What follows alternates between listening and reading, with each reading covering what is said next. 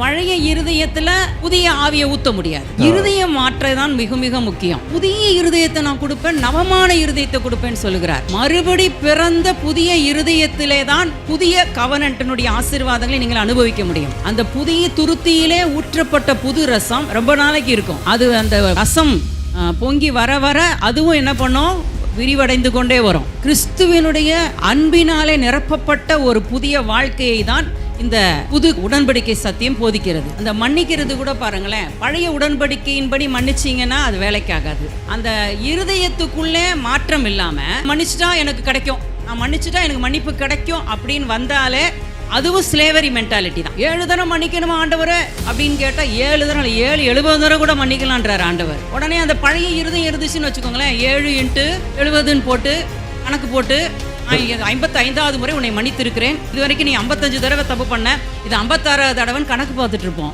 ஒருத்தர் திரும்ப திரும்ப திரும்ப பண்ணினாலும் ஒவ்வொரு தடவை மன்னிக்கும் போது ஃபர்ஸ்ட் டைம் மன்னிக்கிற மாதிரி மன்னிக்கணுமா.